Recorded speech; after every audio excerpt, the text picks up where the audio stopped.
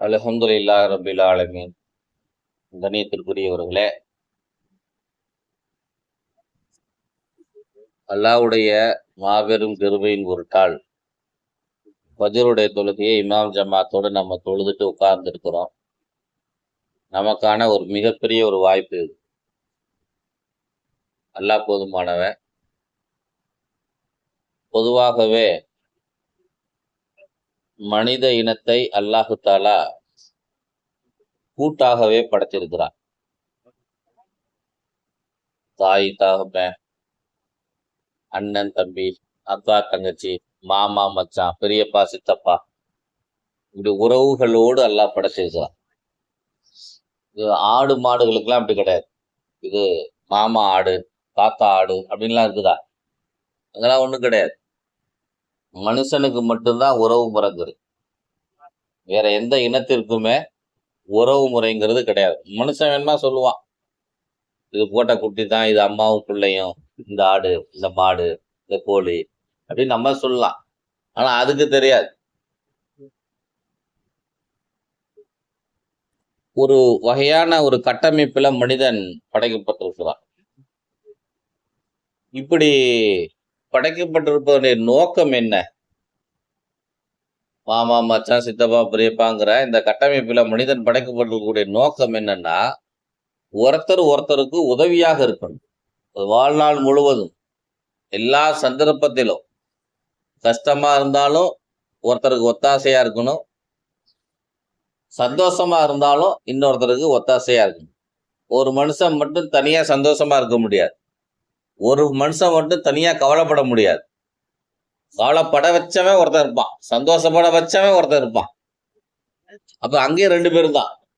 நான் இல்ல, நாம் தான் அங்கேயும். இந்த வகையில நம்முடைய வாழ்க்கையே பிறருக்கு உதவி செய்யக்கூடிய, ஒத்தாசையாக இருக்கக்கூடிய ஒரு அமைப்பை நம்ம உருவாக்கிக்கணும். நம்முடைய தாய் தகப்பனுக்கு முதல்ல நம்ம கடமைப்பட்டிருக்கிறது யாருக்கு? நம்முடைய தாய் தகப்பனுக்கு உதவி ஒத்தாசையா இருக்கு. அவங்க எதிர்பார்க்கிற வாழ்க்கையை நம்ம வாழணும். நம்ம பெருசா அவங்களுக்கு ஒண்ணும் திரும்பி கொடுத்துட போறதில்ல. தாய் நம்மளை பெற்றெடுக்கிற நேரத்துல அந்த பிரசவ வலிக்கு ஈடாக உலகத்துல நம்ம எதையுமே கொடுத்துட முடியாது. எதையுமே கொடுத்துட முடியாது. உலகத்தையே சம்பாரிச்சு தாயினுடைய காலடியில கொண்டு போய் வச்சாலும் அவ பட்ட அந்த 1/2 மணி நேரம் அந்த பிரசவ வலிக்கு ஈடா எதுவுமே ஆகாது.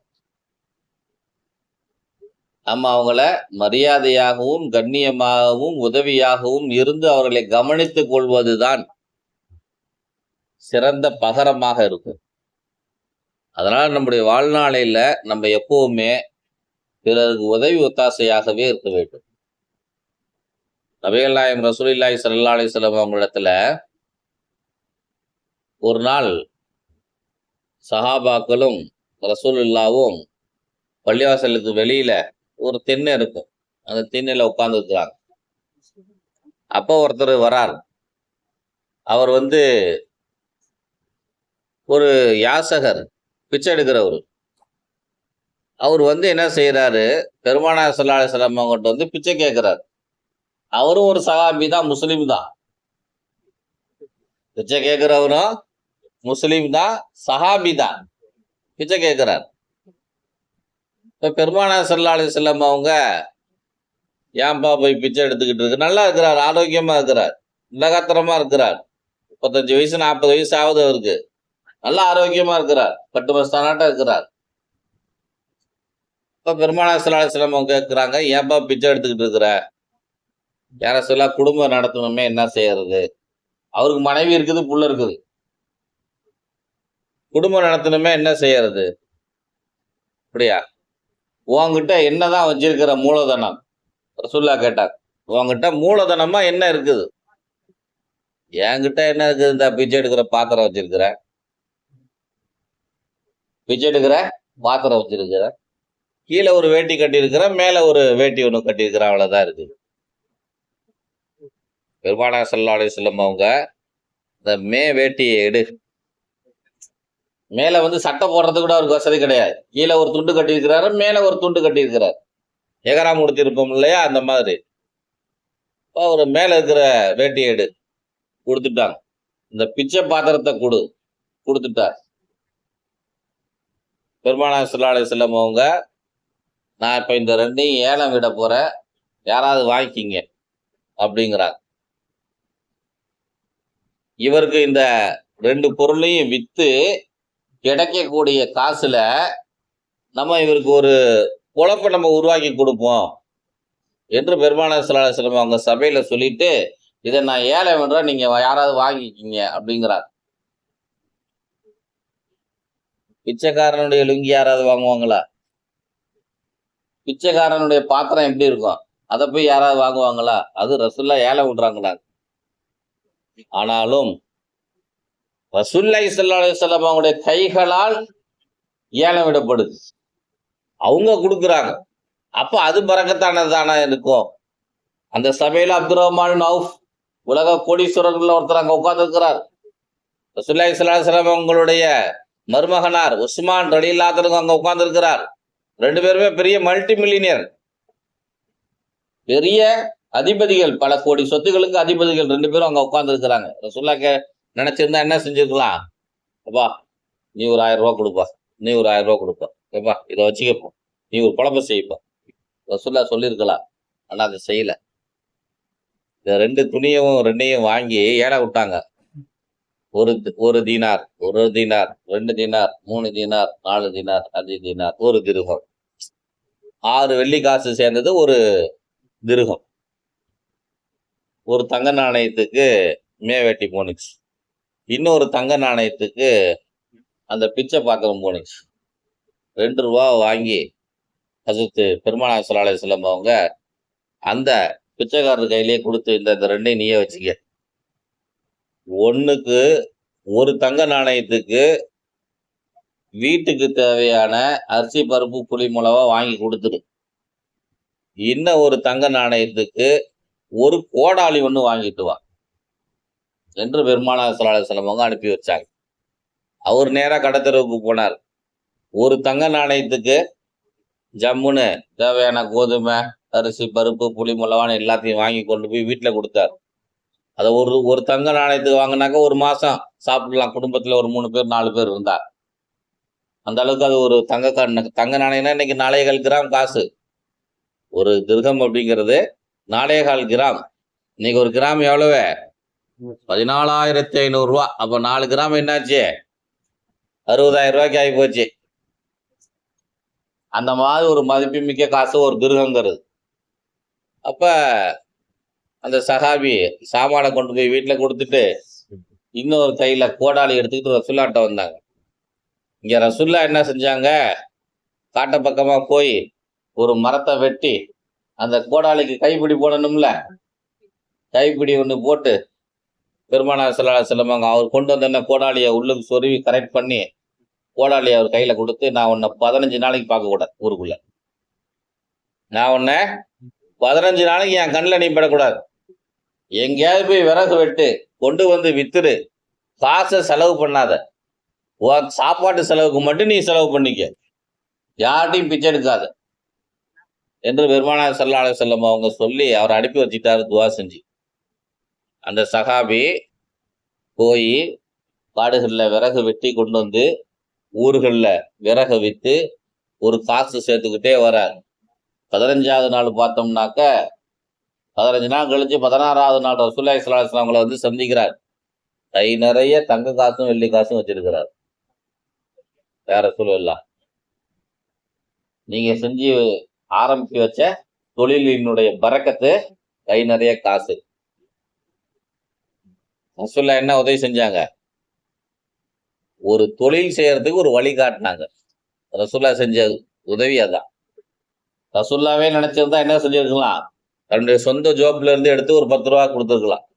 அல்லது இந்த 2 ரூபாவையே ஒரு அப்துர் ரஹ்மான் கிட்ட இருந்து வாங்கி, ஒரு உஸ்மான் ரலியல்லாஹு அன்ஹு அவங்க கிட்ட இருந்து வாங்கி அவருக்கு கொடுத்து, நீ தொழில் செய்ப்பா அப்படின்னு சொல்லியிருக்கலாம்.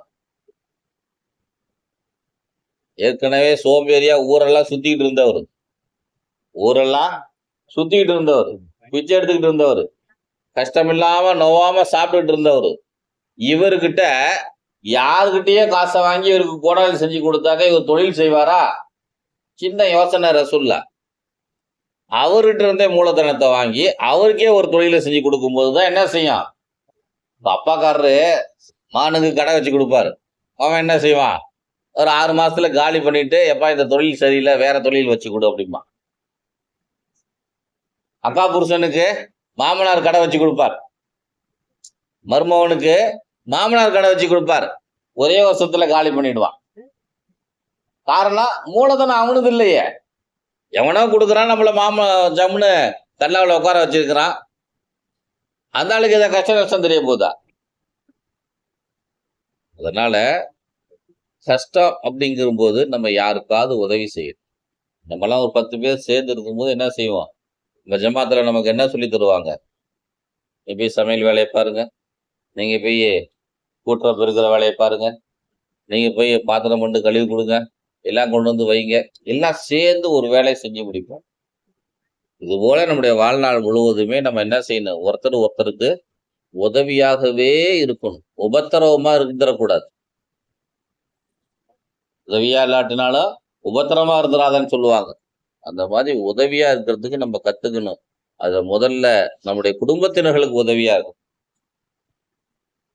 இந்த சொன்ன இந்த ஹதீஸ் அபூதாவுதுல இருக்குது. உங்களுக்கு கதை மாதிரி நான் சொல்லியிருக்கிறேன். அபூதாவுதுல பதிவு செய்யப்பட்டிருக்கக்கூடிய ஒரு ஹதீஸ், ஆதாரப்பூர்வமான ஹதீஸ். கைபர் யுத்தம் நடக்கிறதுக்கு தயாரா இருக்குது. அதனால ரசூலுல்லாஹி ஸல்லல்லாஹு அலைஹி வஸல்லம் அவங்க சஹாபாக்களை எல்லாம் திரட்டிட்டு இருக்கிறாங்க. அப்போ ஒரு வயசு பொண்ணு, 16 வயசு 17 வயசு பொண்ணு, இப்னு கைசமான்னு சொல்லி ஒரு பெண்மணி பெருமானார் ஸல்லல்லாஹு அலைஹி வஸல்லம் அவங்க கிட்ட வருது. யார் சொல்ல? யுத்தத்துக்கு நானும் வரேன். 17 18 வயசு பொண்ணு, சின்ன பொண்ணு, கல்யாணம் ஆகாத பொண்ணு, நானும் யுத்தத்துக்கு வரேன். ரசூலுல்லாஹி ஸல்லல்லாஹு அலைஹி வஸல்லம் அப்படியே பாக்குறாங்க. நீ என்ன செய்ய போற அப்படிங்கிற மாதிரி ரசூலுல்லாஹி ஸல்லல்லாஹு அலைஹி வஸல்லம் இப்படி பாக்குறாங்க. இப்படி பார்த்ததுமே ரசூலுல்லாஹி ஸல்லல்லாஹு அலைஹி வஸல்லமுடைய பார்வையினுடைய அர்த்தத்தை புரிஞ்சுக்கிட்டு, ரசூலுல்லாஹ் நானும் வரேன். யாருக்காவது ஏதாவது காயம் பட்டுருச்சுனாக்க நர்ஸு வேலை பார்க்குறேன். ஏன்னா யுத்தத்துல நர்ஸு வேலை பார்க்கறதுக்கு ஆள் வேணும், மருத்துவம் பார்க்கறதுக்கு ஆள் வேணும். யுத்தத்துல இருக்கும்போது ஏதாவது ஒரு போர் தடவாளங்களை கொண்டு வந்து கொடுக்கறதுக்கு உதவிக்கு ஆள் வேணும். நம்முடைய தரப்பு சிப்பாய்களுக்கு உதவி செய்யறதுக்கு அங்க ஆள் வேணும். நான் உதவி ஒத்தாசையா நிக்கிறேனே, நான் மருத்துவ வேலைகள் பார்க்கிறேனே என்று பெருமானார் ஸல்லல்லாஹு அலைஹி வஸல்லம் அவங்க சொல்றாங்க. அவங்ககிட்ட அந்த பெண்மணி சொல்றாங்க. இப்னு கைசமாவை பெருமானார் ஸல்லல்லாஹு அலைஹி வஸல்லம் அவங்க கைபர் யுத்தத்துக்கு போகும்போது, சரி வா என்று தன்னுடைய ஒட்டகத்திலேயே ஏற்றிக்கிட்டாங்க. யுத்தத்துக்கு போனாங்க.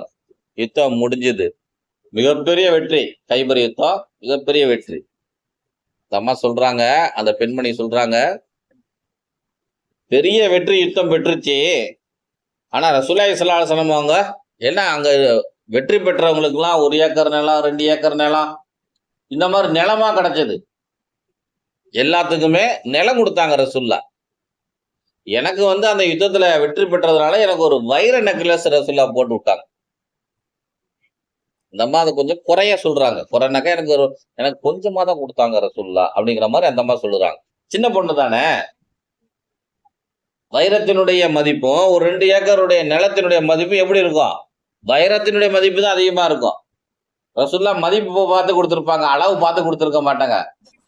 ஒருத்தருக்கு பஞ்சு மூட்டை அப்படி கொடுக்குறாங்க, இன்னொருத்தருக்கு தங்கம் இப்படி கொடுப்பாங்க. அப்படிதானே கொடுக்க முடியும்? பெருசை பார்த்தா கொடுக்க முடியும்? அந்த இப்னு கைசமா சொல்றாங்க, எனக்கு ரசூலுல்லாஹி ஸல்லல்லாஹு அலைஹி வஸல்லம் அவங்க ஒரு வைர நெக்லஸ் அவங்க கையாலேயே எனக்கு போட்டு விட்டாங்க. ரொம்ப நல்லா இருந்துச்சு. இப்னு கைசமா தொடர்ந்து இந்த ஹதீஸ் அறிவிக்கிறாங்க, பெருமானார் ஸல்லல்லாஹு அலைஹி வஸல்லம் அவங்க கைப்பட எனக்கு கழுத்துல போட்டு விட்டாங்க. போட்டு விடும்போதே நான் முடிவு பண்ணிட்டேன், என் வாழ்நாளில் என் கழுத்திலிருந்து இதை நான் கழட்டவே மாட்டேன். என் வாழ்நாள்ல என் கழுத்திலிருந்து இதை நான் கழட்டவே மாட்டேன் என்று நான் முடிவு செய்து கொண்டேன். கழட்டவே இல்லை. அந்த அம்மாவுக்கு கல்யாணம் ஆயிடுச்சு, குழந்தைகள் பிறந்தது, வயசாயிடுச்சு, இஸ்ராயில் வரப்போறார், மரணத்தை எதிர்நோக்கி அந்த அம்மா படுத்து கிடக்கு. அப்ப உறவுக்காரங்கள் எல்லாம், மகன்கள் எல்லாம், மகள்களை எல்லாம் அழைச்சி அந்த அம்மா சொல்றாங்க, எனது வாரிசுகளே, என் சொந்தங்களே, என் கழுத்துல போட்டிருக்கக்கூடிய இந்த வைர நெக்லஸை கழட்டிடாதீங்க. ரசூல்லா தன் கையால போட்டு விட்டது இது. நான் எந்த சந்தர்ப்பத்திலுமே இதை நான் கழட்டினது இல்லை. கழட்டக்கூடாதுன்னு மனசுல ஒரு வைராக்கியம் வேற வச்சிருக்கிறேன். நான் இறந்து போன பிறகு என்ன இந்த வைர நெக்லஸோட அடக்கம் பண்ணிடுது. அப்படியே இறந்து போன பிறகு வைர நெக்லஸோட என்னை கொண்டு போய் அடக்கம் பண்ணிடுங்க. ஏன்னா பெருமானாருடைய கரங்கள் இந்த வைர நெக்லஸ்ல பட்டதுனால, அது ஏன் உடம்பு மேல இருக்கிறதுனால கபூர்ல எனக்கு வேதனைகள் கொடுக்கப்படாது. அது எனக்கு ஒரு பாதுகாப்பா இருக்கும். ரசூல்லாவுடைய கரம் பட்ட இடத்த அல்லாஹ் நெருப்பு கொண்டு அழிப்பானா? நெருப்பு தீண்டாது. ரசூல்லாவை நெருப்பு தீண்டாது. ரசூல்லா கரப்பட்ட எதுவுமே நெருப்பு தீண்டாது. ரசூல்லாட்ட ஒரு கர்ஜீப்பு இருந்துச்சு. ரசூல்லாவுடைய மரணத்தினுடைய நேரத்துல கூடவே இருந்த அனஸ் ரலியல்லாஹு அவங்க, இந்த கர்ஜீப் எனக்கு கொஞ்சம் கொடுத்துருங்களேன் அப்படின்னாரு. வச்சுக்க. ஏன்னா 10 வருஷமா அவர் ரசூல்லாவுக்கு வேலை செஞ்சுட்டு இருந்தார். பணிவிடை. சின்ன வயசு பையன். ரசூல்லா இறந்து போகும்போது அனஸ் ரலியல்லாஹு அவங்களுக்கு ஒரு 17 வயசு 18 வயசு இருக்கு. சரி வச்சு அவர் வச்சுக்கிட்டார். சஹாபாக்கள்லே கடைசியா இறந்து போனவர் அனஸ் ரலியல்லாஹு சொல்லுவாங்க. அந்த அளவுக்கு ரசூலுல்லாஹி ஸல்லல்லாஹு அலைஹி வஸல்லம் அவருக்கு துவா செஞ்சிருந்தாங்க. இந்த கர்ச்சீப் இருக்குங்களே, ரசூலுல்லாஹ்வுடைய கையில வச்சிருந்தது வாழ்நாள் முழுவதும். இப்ப அனஸ் வாங்கிக்கிட்டார். அனஸ் ரலியல்லாஹு அவங்க ஒளி செய்வாங்க, தொடப்பாங்க, சாப்பிட்டு முடிப்பாங்க, தொடப்பாங்க. அதுல கறி, அந்த வெண்ணெய் இந்த மாதிரிலாம் இருக்கு இல்லையா, கறி சாப்பாடுலாம் சாப்பிட்டாக்க அப்படியே கையில பிசு பிசுன்னு ஒட்டிக்கும் இல்லையா, அதெல்லாம் தொடச்சிக்குவாங்க. இவங்க தொடச்சிக்கிறது மட்டும் இல்லாம நீயும் தொடச்சிக்க, நீயும் தொடச்சிக்கன்னு கொடுப்பாங்க சஹாபாக்கள்ல. அப்ப அந்த கர்ஜீப் எப்படி ஆயிடும்? தினம் 10 பேர்த்திட்ட கொடுத்தோம்னா எவ்வளவு பெரிய துண்டாது, இவ்வளவு பெருசு தானே, அழுக்காயிடும். எல்லாரும் எங்க போய் துவைப்போம்? தண்ணியில போட்டு துவைப்போம், சோப்பு போட்டு துவைப்போம். ஆனா ஹஜ்ரத் அனஸ் ரலியல்லாஹு அவங்க ரசூலுல்லாஹி ஸல்லல்லாஹு அலைஹி வஸல்லம் அவங்க கரம்பட்ட இந்த கர்ச்சீப்ல அழுக்காயிடுச்சுனாக்கா அடுப்புக்குள்ள போய் போட்டுருவாங்க. இதுக்குள்ள அடுப்புக்குள்ள போட்டுருவாங்க, எரியிற அடுப்புக்குள்ள. கொஞ்ச நேரம் கழிச்சு அதை எடுத்து பார்த்தாக்க அது சுத்தமாயிடும். நெருப்பு தான் அந்த துணியை சுத்தம் பண்ணி கொடுக்கும். பெருமானாருடைய கரங்கள் பட்ட அந்த துணி எரியவே எரியாது. பெரிய ஆச்சரியம், அதிசயம். எப்படி அப்புறம் இப்னு கைஸமாவ அங்க கபருல தீண்டுமா நெருப்பு? அதனால என்னை நரகத்திலிருந்து, நெருப்பிலிருந்து என்னை நான் பாதுகாத்துக் கொள்கிறேன். இந்த நெக்லஸோடு, வைர நெக்லஸோடு என்னை அடக்கம் பண்ணிடுங்கன்னாங்க. இந்த ஹதீஸனா இது இப்னு சஅத் என்கிற ஒரு நூல்ல பதிவு செய்யப்பட்டிருக்கு. சஹாபாக்களால் எழுதப்பட்ட ஹதீஸ் நூல் இப்னு சஅத். இந்த ஹதீஸை நான் எதுக்கு சொல்றேன்னாக்க, அந்த அம்மா என்ன சொன்னாங்க, போர்க்களத்துக்கு போகும்போது, நான் உதவியா இருக்கிறேன், நீ என்னம்மா செய்ய போறன்னு பார்த்ததுக்கு அந்த அம்மா என்ன சொன்னாங்க, நான் நர்ஸு வேலை பார்க்கிறேன், நம்மளுடைய சிப்பாய்களுக்கு உதவியாக இருக்கிறேன் என்று சொன்னார். இந்த மாதிரி நம்ம வயசுக்கு தகுந்த மாதிரி, நம்முடைய இளமைக்கு தகுந்த மாதிரி நம்மளால என்ன முடியுமோ எந்த காலத்திலும் ஏதேனும் ஒருவருக்கு, யாரேனும் ஒருவருக்கு உதவி ஒத்தாசையாகவே இருக்க வேண்டும். அப்படி இருக்கலாமா? இன்ஷா அல்லாஹ். அப்படி இருக்கக்கூடிய ஒரு பாக்கியத்தை வல்லல்லாஹு ஜல்ல ஷானஹு நம் அனைவருக்கும் தந்தருள்வானாக. ஆமீன். வாஹிரு தஅவானா அல்ஹம்துலில்லாஹி ரப்பில் ஆலமீன். அஸ்ஸலாமு அலைக்கும் வரஹ்மத்துல்லாஹி வபரகாத்துஹு. நீங்கள் குறிப்பிட்ட